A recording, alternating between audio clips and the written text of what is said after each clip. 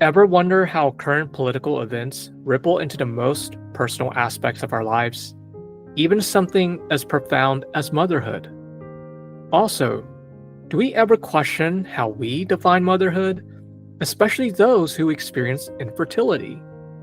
In what way do international adoptions play a role? And at the basis of all these experiences, how might the impact of current socio-political climate impact motherhood? And how can therapists truly serve their clients in a world that feels increasingly uncertain? Welcome to People of Color in Psychology, the show that explores mental health topics specific to culture, diversity, and communities of color. I am your host, Jack Sen. I am thrilled to be speaking with Natasha D'Arcangelo, a licensed mental health counselor, chief clinical officer at LB Health, and a professional speaker.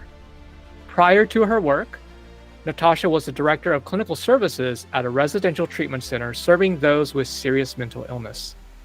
Natasha has also worked with major digital health companies in the past as a clinical supervisor and has spoken openly about compassion fatigue and burnout. Natasha has been on several media appearances speaking about diversity topics, and she has been a past guest on our podcast. As a Guy Needs American therapist, Natasha will be discussing motherhood and international adoption for our episode today. Natasha, thank you so much for being on our podcast. Thank you so much for having me back. It's a pleasure to be here.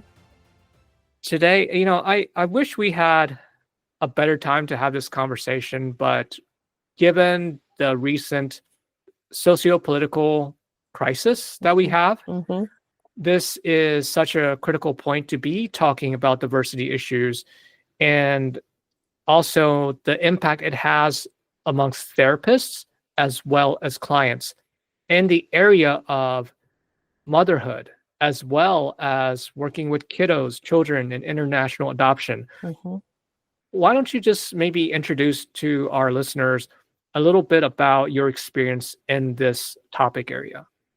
Yeah, so my husband and I adopted our daughter from India last July, and we have had quite the journey with infertility. We tried IVF, we had a failed domestic adoption, we ended up going the route of international adoption, and things had been going really well up until the results of the election came in, because we suspected that it was going to impact things with regards to bringing a very obviously brown child home from a different country. And unfortunately, that we have very much had to make some of our parenting decisions based on what we've been seeing coming out of the current administration.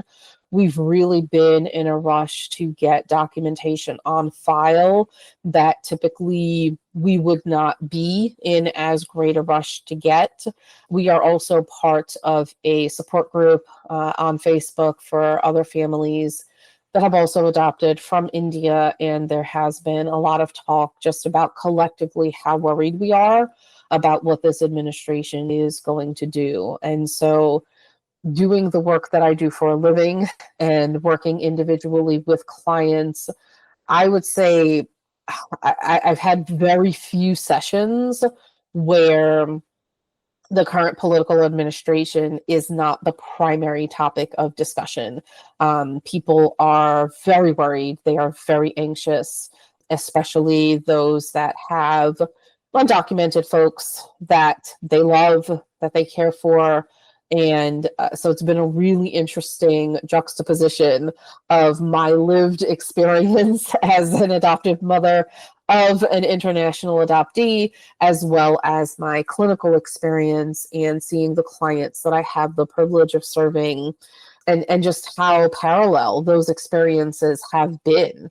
You know, one of my areas of passion is I love working with clients who are first generation American.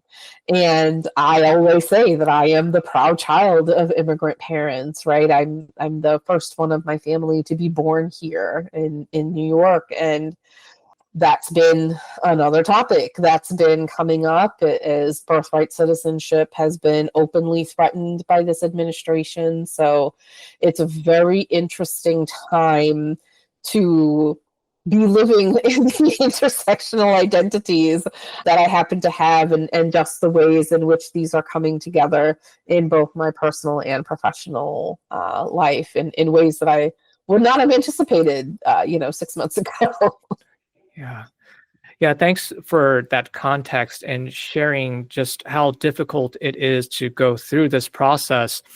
I mean, going through an adoption process is very arduous. Going Yes. through the emotional, personal pain of going through IVF treatment, and I've worked with a number of clients, mothers who have gone through that. And, m- you know, it's unfortunate that sometimes it just even multiple trials of unsuccessful Yep. attempts, then families start to consider adoption as an option. Hmm. And I'm even seeing that amongst the clients I'm working with. The other part that you're also bringing up here is something we don't often bring up in therapy. There seems to be a separation between us as therapists or psychologists or mental health professionals Hmm. and the experiences of our clients. Now it seems as though those intersecting identities that maybe we share with our clients who may be immigrants or marginalized population, it seems to be even closer now. Like Hmm. you're talking about how you now also having to go through your own experience. And it is very strange and very unique as well, and also challenging. I would imagine that, you've talked about burnout in the past, how this creates the double impact of a burnout process, because in addition to holding a space and working with our clients, we are also managing the issues that are just coming on at us. Hmm. Yeah, absolutely. And it's hard to figure out where the line is between being informed. I do think that it is important that we are informed, because the things that we are talking about in session, the clients that we work with are watching very closely. In many cases, this stuff is impacting them on a day-to-day basis. Let's say that you're working with a teacher, and unfortunately, now ICE is allowed to go into schools, right? So if you are a therapist and you have an educator like that on your caseload, you have to be informed. You have to be able to speak to these topics. And at the same time, there's a very slippery slope between being informed and kind of getting sucked into this overwhelm of information, right? We have a 24/7 news cycle, and it can be very easy to, just have the news on for 8 hours a day and be overwhelmed by everything that seems to be going on. I've not yet found a balance. If anybody knows what that balance looks like, please do share.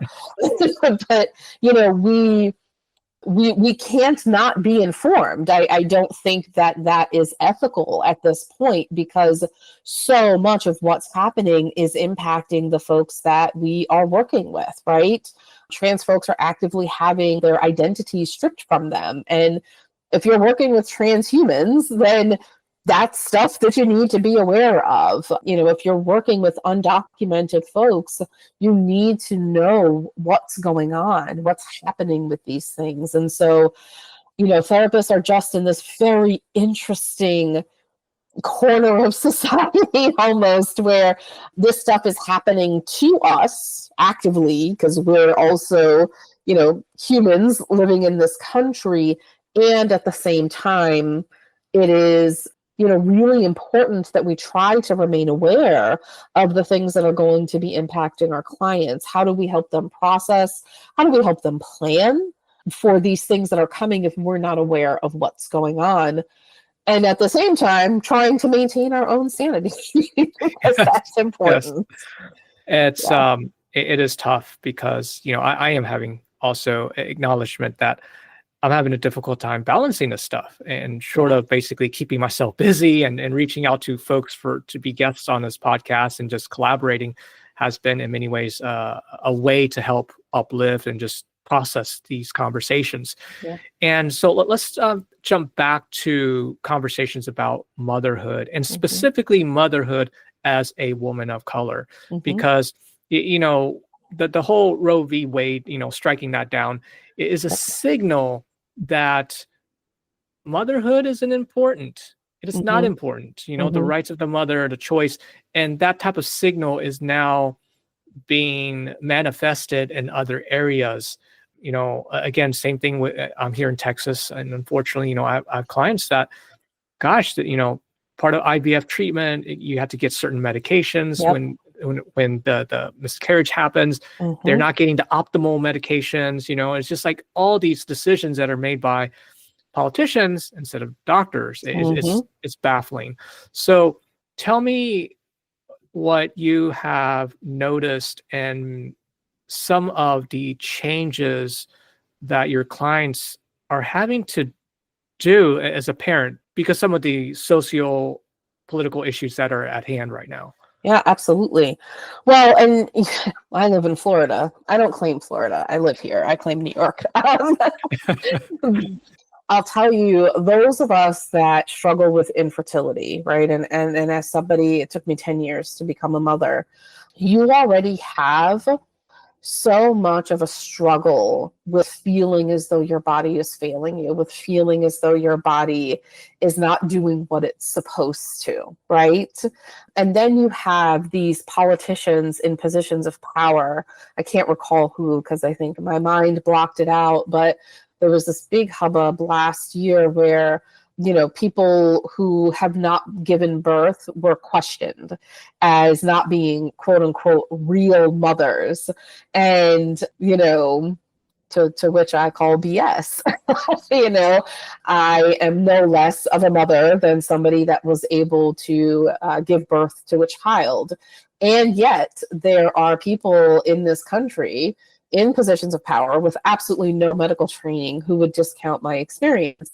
You already have, and I've seen this, every single client that I've ever worked with who has gone through an infertility struggle already has those questions about their identity as a mother, right? They already have those, my body is failing me. I mean, really, that's how we, generally experience infertility.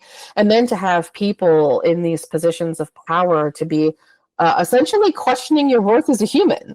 Yes, like, that is true. If you can't give birth, then what use are you? Yes.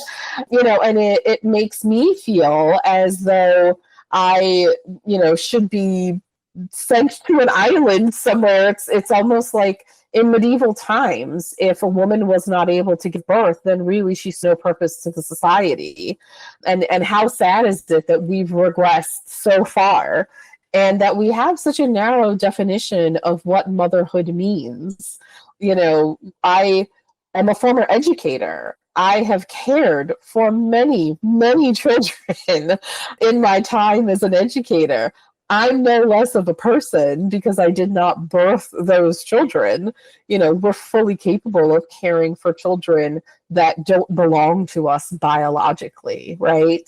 And so again, when I'm speaking with clients, it's adding salt into this already existing wound, on top of which, I have a client that I spoke to a few weeks ago who also happens to be an adoptive mother, and she is terrified that they are going to take her child away. She's the only parent child has ever known, but because she didn't birth this child, under this current administration, she has fears that they're going to come and take her child away. And I want to tell her that those fears are unfounded, but I don't know that to be true. Because again, if we're running with these absurd made-up definition that these politicians with no medical training are going with, then really I'm not a mom either, right? Where do we draw that line? And so as though you're not already struggling with enough, now you have this additional layer of complexity of, are they going to decide that adoptive mothers don't meet the criteria for being mothers now? Are they going to take my child away? I have no idea. But I do know that I've seen ICE vans driving around Orlando, and it strikes fear into my heart every time. And people do see evidence on the news. This happened before, where parents have been separated or families have been separated. Absolutely. And it is tough because, as immigrant parents, there's that extra added pressure that we have beyond. Originally it's, hey, let's help the kid thrive, survive, learn the basics. Now it's, how do I protect my child in ways that we never had to really experience? And so we're also learning new ways to navigate and negotiate this current social space. Yeah, it is definitely, it's jarring, and it does leave one feeling helpless in many ways. Absolutely. Yeah. And that's been the primary feeling that's been communicated to me, both in the support groups, run, as well as the individual sessions. The primary emotion that's been coming through for folks is this feeling of powerlessness. What do we do?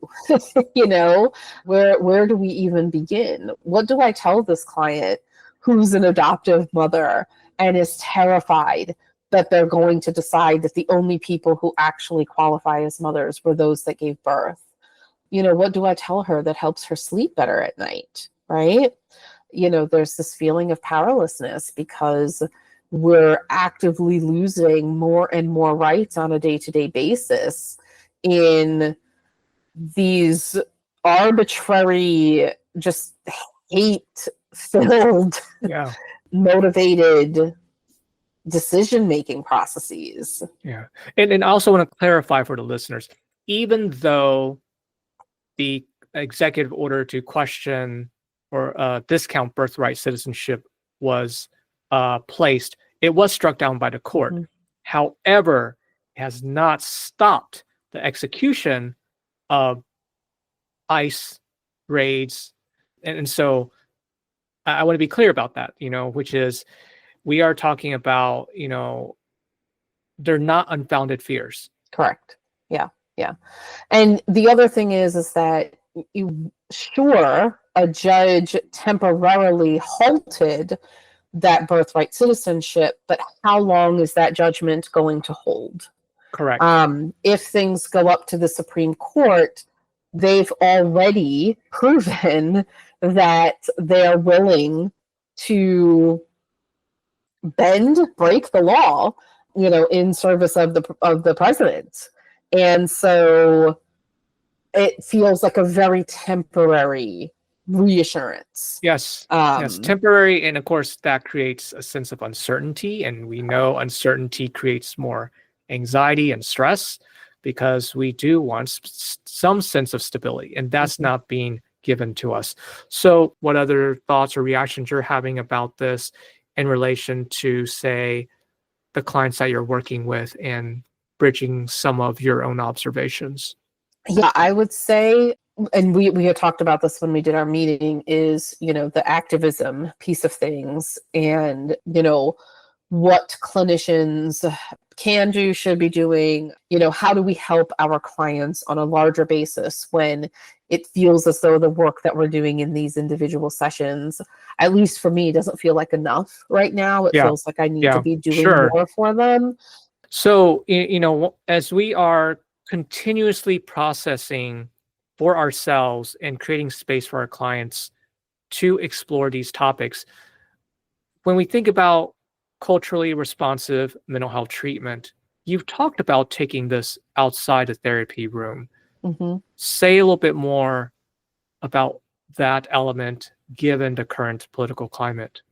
Yeah, I think that a lot of what we're taught in grad school is we are focused on that individual therapy session. We're focused on, being one-on-one with the client and being in that room with them. And there is great value, there is great power in that. However, we are living in unprecedented times. And if folks refer to the American Counseling Association, our code of ethics does have built in there that it is the counselor's responsibility to do social justice work, to do social advocacy work. And so my challenge to clinicians listening to this is, what work are you doing outside of those individual counseling sessions that's going to benefit the clients that you're working with? Are you in a position where you may be able to provide pro bono services to the immigrant community? Are you in a position where, if you speak more than one language, I am not in that position, but if you speak more than one language, is there some way that that can play into the larger community and help people who may not even know what their rights are, right? What are you doing at the macro level? What are you doing at a county level, statewide level, national level, so that you're impacting change on behalf of your clients? Because I believe an incredibly important part of the work that we do is not just in those individual sessions, but on the change that we're trying to impact on the community at large. And I know for me, one of my main drivers behind that is not just so that I can look clients in the eyes and know that I'm reaching out to my elected officials. And in Florida, it does feel sometimes like that's a waste of time. However, my tax money goes to paying their paychecks. And so I want to let them know how unhappy I am that these ICE raids are occurring, how valuable the immigrant community is. I mean, America is a country of immigrants. So what are you doing outside of those individual sessions? And then those of us that are parents, I also am thinking down the line, 15 years from now, 20 years from now, when we're looking back on this time in history, and my daughter asks me, well, what did you do? What were you Yes, they're going to doing ask, what are you during doing that when this is time? happening? Yes. Absolutely. I need to know that the answer that I'm giving her is, I kicked up a fuss and I made a lot of noise and I contacted my elected officials and I protested, or, I went to these events, or whatever it is that you are able to do in the name of activism. I think right now clinicians need to quite frankly, get out of your comfort zone a little bit. We can't sit back and not make noise about what's happening. The clients that we work with are collectively losing rights on a daily basis, and we can only do so much in those individual sessions. I'm going to challenge you to break out of that box. And again, refer to your body's code of ethics, whether your governing body is the APA, the ACA, the NASW, whatever your governing body happens to be. There's some line in there about the mental health provider's responsibility to work at a larger level for the benefit of the clients I feel like it's a privilege to serve the clients that I work with. And so what does that call to action look like for you? What do you have the ability to do on your caseload? Because if every single one of us does something, whether it is attend a protest, whether it is Attend a protest, make a call. Are you collaborating with community agencies? Are you also, for those in training programs, are you providing training opportunities and spaces for marginalized people who have matriculated through graduate training programs, who need slots? These are in very much subtle ways to continuously engage and connect with populations who may not otherwise be in the space of therapy or connect with folks who have been underserved. So yeah, I do think it's a great recommendation. People, hey, let's go back to your APA or ACA, APA ethics or social work ethics. Go from there, and especially in this current time of uncertainty, use that as a rubric. Consult with colleagues continuously to learn. Now, the other part I also want to point out too is both you and I'll speak for myself, is I hold a certain position of privilege. The fact that I'm able to talk about this now in a career where I can take on certain risks. So it's even more important for folks like myself to talk about this. And I also have to say, typically amongst East Asian folks, there is this pressure to, hey, let's put our head down, let's not create a fuss. But I do think that in this time, it's even more important to speak up. Yeah, absolutely. The other thing that I always encourage folks to do if you're not quite sure where to get started is what professional organizations are you a part of? Are you a member of the NASW? Are you a member of the APA? Are you a member of the American Counseling Association? Because, for example, I am a member of the American Counseling Association. One of the additional bodies that I chose to join is the Counselors for Social Justice, right? In fact, I have the privilege of, I'm going to be presenting at their inaugural conference in San Juan, Puerto Rico in April of this year. But the Counselors for Social Justice are actively speaking out. They're actively working on dismantling some of these systems of oppression. So you don't have to go this alone. You can join your professional organizations, or maybe you need to be asking questions of your professional organizations about what they're doing in the face of this political climate, and be part of those kinds of things that they're doing, right? So it doesn't have to be you on an island trying to build this thing yourself. You absolutely be collaborating with your colleagues, but also reach out to your national governing bodies and ask them, what are they doing? What's your stance? What's your public statement on these things that are taking place? You know, one of the, I guess, controversies, if you will, that took place in the counseling world is the American Counseling Association is having their annual conference in Orlando. And there was quite an outcry from the counseling field that they would choose Orlando as the place for that to happen, because there has been so much anti-queer and anti-immigrant sentiment coming out of the people that are in political power here in this state. And one of the things that they sent out was a questionnaire to every person that's a member of the ACA. Should we change the location? Should we not change the location? And even though I'm in Orlando and financially it's very convenient for me, I voted against it. I didn't think that it was right to bring all of that money to the state and essentially reward those in positions of power when they've been openly anti-immigrant, they've been openly anti-queer. The decision held.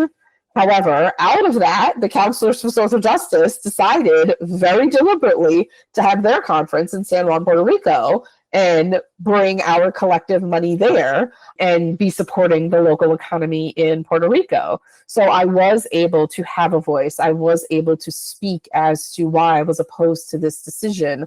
Again, financially, it's very convenient for me. I'm not paying for hotel. I'm not paying for airfare. I'm not doing any of that. But you can participate in things like that only if you're a part of these national, associations that govern our collective body. So, yes. Yeah, as a group, that's such an important point. And so what we'll do too is include some of these divisions in the ACA, APA, and ASW as well. Mm-hmm. Yeah. Okay. Well, Natasha, any final thoughts? Any other tips you want to add when we're just exploring this conversation of motherhood? I think that it is, if you've been waiting for your sign that you need to be doing something outside of your individual therapy sessions, my challenge to you is to let this be your sign. If you've been thinking, I'm unhappy with what's going on and I need to be doing something more, please let this be your call to action.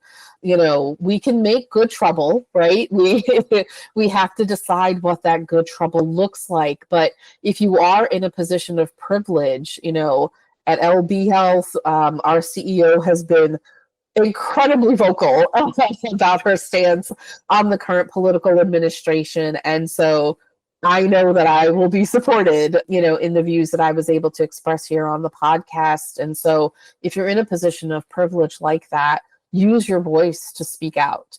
And if you don't feel like you can openly speak out in a venue like this, there are other ways for you to be part of the resistance. You may have to be a little bit more quiet about it, but it doesn't mean that you can't do things.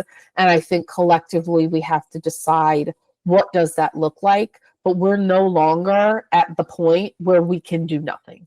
We have far across that bridge. And at the end of the day, we are helping our clients in being part of the resistance. That is good therapy work. And I don't think we can lose sight of that. I couldn't agree more. Well, Natasha, thank you so much for your time. Also, thank you so much for everything. Thank you. I appreciate the time and the platform. All right. Well, you take care. You too. A huge thank you to our listeners. If you enjoyed this episode, please share and subscribe to People of Color in Psychology. You can also support us by registering for continuing education courses or making a one-time donation on the Multicultural Counseling Institute's website. Your feedback is important to us, so feel free to send an email, a message on LinkedIn, or leave a voice message on our website. Until next time, this is your host, Jack Sun.